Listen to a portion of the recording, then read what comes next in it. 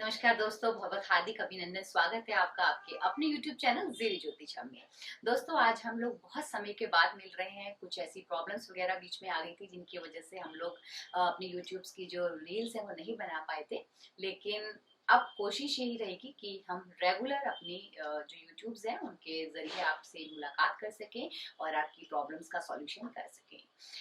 आज का जो हमारा टॉपिक रहेगा, राहु का महाराशि परिवर्तन जो कि शुरू होने वाला है 30 अक्टूबर 2023 से लेकर और जो चलेगा 18 मई 2025 तक। फ्रेंड्स, राहु एक छाया ग्रह है जिसे एक रहस्यमय ग्रह भी बोला जाता है। दिमागी विचारों में जुनून उत्पन्न करने की शक्ति राहु में है, जो अच्छे से अच्छे और बुरे से बुरा काम व्यक्ति से करवा देते हैं।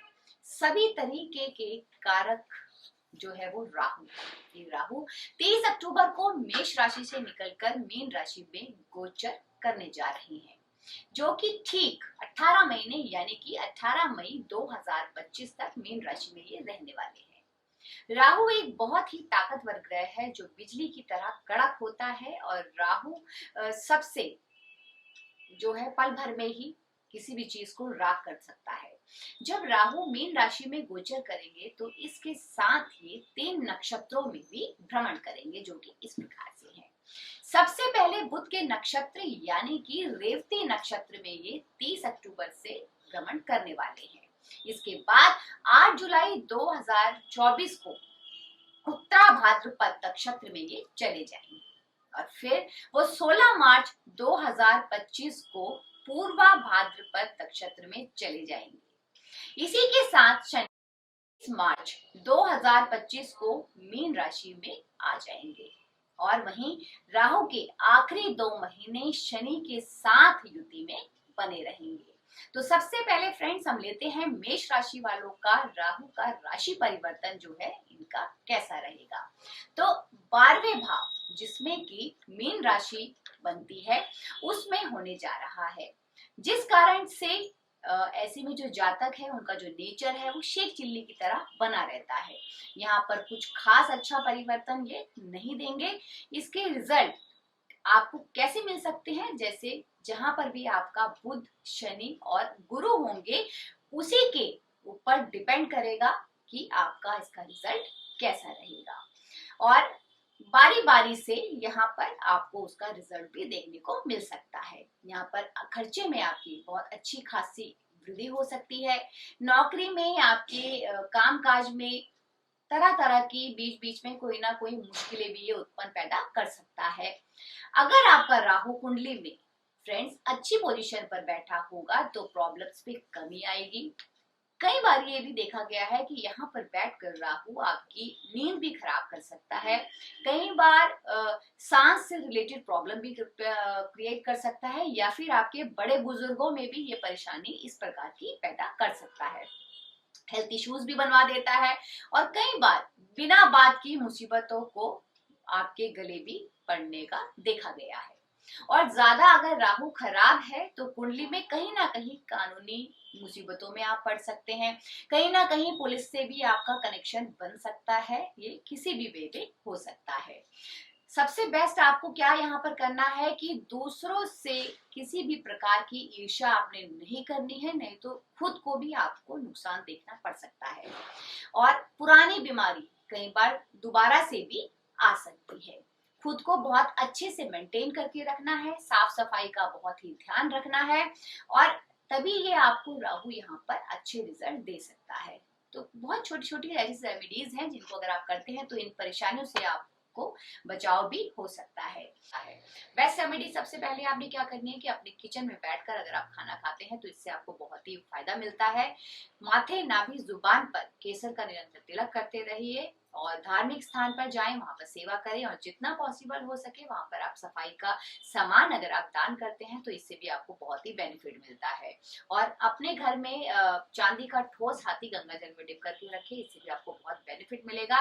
मसूर की 1200 ग्राम दाल आप जल प्रवाह करते रहे, इससे भी आपको अच्छा रिजल्ट देखने को मिल सकता है। फ्रेंड्स, अब हम लेते हैं वृषभ लग्न वालों के लिए राहु का गोचर यानी कि 11th भाव में होगा। इस गोचर से वृषभ लग्न वालों के लिए गोचर मिला जुला आपको रिजल्ट दे सकता है। यहाँ पर थोड़े बहुत आपको प्रॉब्लम्स का भी सामना करना पड़ सकता है, और यहाँ पर शनि और गुरु को ज्यादा ठीक रखना होगा, अदरवाइज आपको यहाँ पर जो है नेगेटिव रिजल्ट्स भी देखने के लिए मिल सकते हैं। और आपको हो सकता है कि यहाँ पर बिजली से रिलेटेड आपको परेशानियां खड़ी भी कर सकता है, और ऐसे में आपके जो बड़े बुजुर्ग हैं उनको भी ज्यादा हेल्प जो इश्यूज हैं वो करवा सकता है। या फिर कई बारी ये भी देखा गया है कि इसके बहुत नेगेटिव रिजल्ट्स भी आपको देखने के लिए मिल सकते हैं।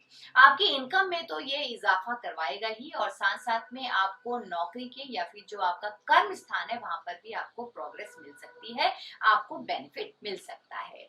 और कई बार फ्रेंड्स ये भी देखा गया है कि आपको यहाँ पर जो छोटी मोटी जो आपके रुके हुए काम है वो भी आपके बनने शुरू हो जाएंगे, नए आपके इनकम के रास्ते खुलेंगे, और राहु यहाँ पर आपको लाभ के साथ साथ आपके अंदर नया जोश भी भरेगा, जिससे कि आपकी जो मन की इच्छाएं होंगी वो भी आपकी पूर्ण होंगी। यात्रा भी यहाँ पर आपकी ज्यादा होगी, और यहाँ पर ये भी देखा गया है कि कुबेर जो प्रभु हैं आप पर मेहरबान होंगे, तो राहु को ठीक रखना आपको यहाँ पर बहुत ही जरूरी होगा। और आपकी कुंडली में अगर राहु की पोजीशन अच्छी नहीं है तो ये भी हो सकता है कि किसी भी प्रकार के आपके ऊपर ब्लेम भी लग सकते हैं।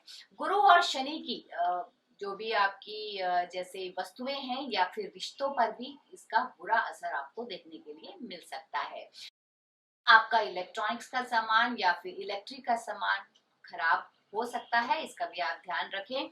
और अगर आप यहाँ पर जो भी राहु के रूल्स होते हैं अगर आप इनको नहीं तोड़ेंगे, इनको अच्छा रखते हैं तो आपके लिए बेटर है, अदरवाइज यहाँ पर किसी भी प्रकार की आपको पेनल्टी का भी सामना करना पड़ सकता है।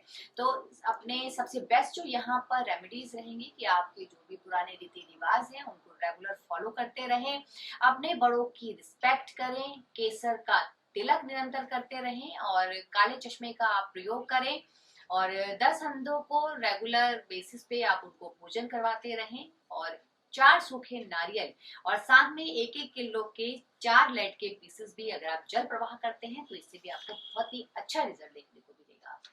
अब लेते हैं हम फ्रेंड्स मिथुन लग्न वालों के लिए मीन राशि आपके कर्म के स्थान पर, यानी कि 10वें घर में है, तो यहाँ पर राहु जी 10वें भाव में आपके गोचर करेंगे। यहाँ पर राहु का गोचर मिथुन वालों के लिए बहुत ही शुभ रहने वाला है, और साथ में साथ यहाँ पे इसके प्रभाव आपकी आमदनी के लिए भी बहुत ही अच्छा रिजल्ट देने वाले हैं।